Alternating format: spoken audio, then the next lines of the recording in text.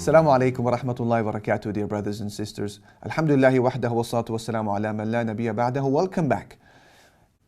Acting upon the station of Ihsan is not easy, because it is a station that governs not only how you behave outwardly, but how you behave inwardly. How you wake up and how you sleep and how you socialize, how you talk, how you dress, how you don't. Allahu Akbar. All of this comes under the category of Ihsan. And therefore it is a difficult station to attain, and this is precisely why Allah subhanahu wa ta'ala has told us and given us a sneak preview of what He will offer to those who try their best to live by Ihsan. What are these things? In order to excite you and to excite me to really make an effort to change our lives from this episode onwards to be people of Ihsan.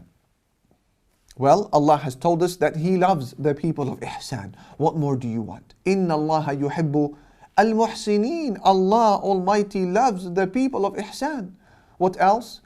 Inna rahmatallahi qareebun min al-Muhsinin. The mercy of Allah Almighty is close to the people of Ihsan. What more could you want if Allah's love will be with you and His mercy will be with you? What else? Inna Allaha ma'al ladhina taqaw wal ladhina hum muhsinun. Allah is with the people of taqwa and He is with the people of ihsan. Allahu Akbar. You have with you the ma'iyya, the nearness of Allah subhanahu wa ta'ala. What more could you want? The reward for the people of ihsan is Jannah, paradise, the home of ihsan. But there is more than Jannah. Allahu Akbar. Brother Ali, are you sure? Yes, I am sure. For the people of Ihsan, Allah has prepared for them something that is greater than Jannah. What is that? Well, you see, whilst the people of Jannah are there in paradise experiencing their pleasures and fulfilling their fantasies that they had buried in their hearts in the life of this world, but in the purest and cleanest of ways, they are in Jannah. They are in Jannah, in the companionship of angels who are rushing to fulfill their desires and help them with everything that they require, showing them the scenery of Jannah, introducing to them the food and the bedding and the drink and the treasures of Jannah, as they tour the kingdoms of Jannah and inhale the beautiful airs of Jannah, as they hear things that no human ear has ever heard and seeing things that eyes have never seen.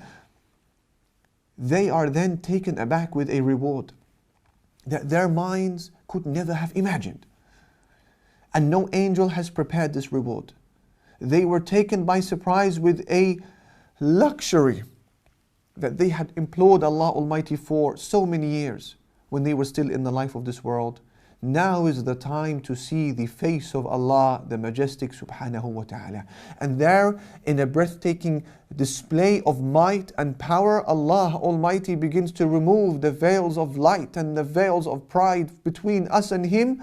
And all of a sudden, Allah Almighty, that Lord whom you and I had worshipped for many years in the unseen, you are now able to see Him with your very eyes. La ilaha illallah. And at that point you forget the men and the women of paradise and the rivers of paradise and the treasures and palaces of paradise, and you have nothing on your mind other than taking in the greatness of this Lord that you are now observing. La ilaha illallah. Messenger sallallahu alayhi wa sallam said, بينما أهل الجنة في نعيمهم إذ سطع لهم نور. Whilst the people of paradise will be experiencing their delights in paradise, whilst the people of paradise will be experiencing their pleasures, a light will appear from above them. فَرَفَعُوا أَبْصَارَهُمْ. They will look into the heavens. فَإِذَا الرَّبُّ جَلَّ جَلَالُهُ قَدْ أَشْرَفَ عَلَيْهِمْ مِنْ فَوْقِهِمْ. Then they will see that their Lord, Allah Almighty, has appeared from above them. And there He will say to them, Assalamu alaikum, O people of Jannah. Prophet sallallahu alayhi wa sallam said, فَلَا يَلْتَفِتُونَ إِلَى شَيْءٍ مِمَّا هُمْ فِيهِ مِنَ النَّعِيمِ مَا دَامُوا يَنْظُرُونَ إِلَيْهِ. And they will continue looking at the face of their Lord, staring at Him, not looking at anything else in paradise, so long as He is looking at them. حَتَّى يَحْتَجِبَ عَنْهُمْ. Till He veils Himself from them yet again. وَيَبْقَى نُورُهُ وَبَرَكَتُهُ عَلَيْهِمْ فِي دِيَارِهِمْ. But the light and the blessings of Allah Almighty remain with them within their homes. Allahu Akbar. Seeing the face of Allah subhanahu wa ta'ala is that which is better than Jannah.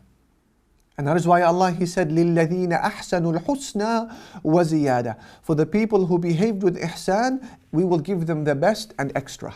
The best, that is paradise. And the extra, that is seeing the face of Allah subhanahu wa ta'ala. Allahu Akbar.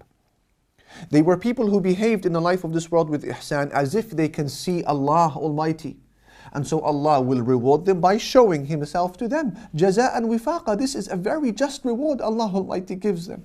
And similarly, those who behaved without ihsan as if Allah Almighty did not exist, their punishment will be likewise. Allah will not show Himself to them on the Day of Judgment. La ilaha illallah. Brothers and sisters in Islam, in conclusion, in the wake of every difficulty in your life, make your priority, how am I going to behave with ihsan?